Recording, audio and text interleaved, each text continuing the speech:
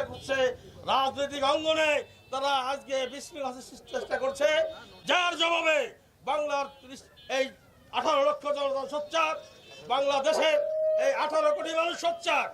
সেই জন্য আমাদের নেতা বিএনপির চেয়ারম্যান জনাব তারেক রহমান ঘোষণা করেছেন, শুধু বিএনপি নয়, বিএনপির সাথে যুবদল, ছাত্র দল, শ্রমিক দল, স্বেচ্ছাসেবক দল, জাসাজ, মহিলা সহ সকলেই সারা দেশে এই ফ্যাসিস্টের বিরুদ্ধে সক্রিয় থাকবে, মাঠে তারা অবস্থান করবে এবং যেখানে ফ্যাসিস্টের এই আস্তরণ সন্ধান পাওয়া যাবে, যেখানে তাদের অস্তিত্ব খুঁজে পাওয়া যাবে, সেখানে তাদের দাঁত ভাঙা জবাব দিয়ে মাটির সাথে মিশিয়ে দেওয়া হবে। বাংলাদেশে কোনো নৈরাজ্যের জায়গা হবে না, বাংলাদেশে কোনো সন্ত্রাসীর জায়গা হবে না। বিশেষ করে এই গোপালগঞ্জ, ঐতিহ্যবাহী গোপালগঞ্জ আমরা শান্তিতে সমৃদ্ধি আমরা ভরস করি, কিন্তু আজকে এই শান্তি সমৃদ্ধি নষ্ট করবে, তাদেরকে গোপালগঞ্জ রাখাবার সহ জিয়ার সৈনিকরা ক্ষমা করবে না। যেখানে পাওয়া যাবে প্রতিহত করা হবে, যেখানে পাওয়া যাবে তাদেরকে প্রশাসন দিয়ে গ্রেফতার করে দৃষ্টান্তমূলক শাস্তির আওতা আনতে হবে। বাংলার জমিনে শিষ্টাচার বহির্ভূত রাজনীতির আর অবকাশ নাই। তো অপপ্রচার যেটা করতেছে সেটা শুধু এক ফেসিস বিতাড়িত ফেসিস্টরাই করতেছে না, আমাদের সমাজে বড় বাহিনী অপপ্রচারের মধ্যে লিপ্ত আছেন। আগামীর রাজনীতি হতে হবে ন্যায় এবং বুদ্ধির রাজনীতি। আগামীর রাজনীতি হতে হবে, রাজনীতি কলুষিত করার কোনো সুযোগ থাকবে না।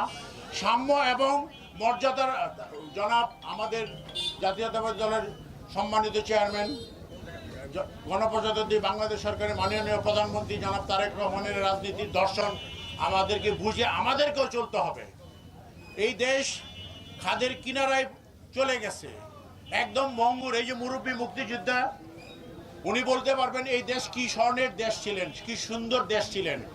সামাজিক মর্যাদার যেই লেভেলে নেমে আসছে, এটাকে আমাদের জাতীয়তাবাদী যুব দলের প্রধান অগ্রণী ভূমিকা পালন করতে হবে। এই ফ্যাসিস্ট রাজনৈতিক দলকে তাদের রাজনৈতিক কর্মকাণ্ড থেকে বিরত রাখার জন্য রাজপথে সবচেয়ে বেশি গুরুত্বপূর্ণ দায়িত্ব পালন করতে হবে কিন্তু বাংলাদেশ জাতীয়তাবাদী যুব দলের নেতা কর্মীদের। ইনশাআল্লাহ আগামী দিনে বিএনপির উন্নয়নমূলক কর্মকাণ্ডে, শৃঙ্খলার কর্মকাণ্ডে আমরা সবাইকে সম্পৃক্ত রেখে যাতে কোনো রকমের নৈরাজ্য সৃষ্টিকারী কেউ রাজপথে নেমে কোনো কর্মকাণ্ড পরিচালনা করতে না পারে, সে ব্যাপারে সবাই সতর্ক থাকবো। আমি বিরোধী দলের গুপ্ত সংগঠনকে বলতে চাই, আপনারা গোপালগঞ্জ শহর থেকে 20-30 কিলোমিটার দূরে থেকে শুধু একটু কেক কেটে একটু মিছিল দিয়ে এই সরকারের কিছুই করতে পারবেন না। মাঝখান দিয়ে হবে সাধারণ মানুষের ভোগান্তি। মানুষ শান্তিতে থাকতে চায়, মানুষ গোপালগঞ্জকে উন্নয়নের গোপালগঞ্জ হিসেবে দেখতে চায়। তাই সাধারণ মানুষের ভাগ্য নিয়ে আপনারা চিনিমিনি খেলবেন না। আপনাদের দ্বারে বিনীত অনুরোধ, আপনাদের জন্য গোপালগঞ্জ সাধারণ মানুষের শান্তি যাতে বিঘ্নিত না হয়,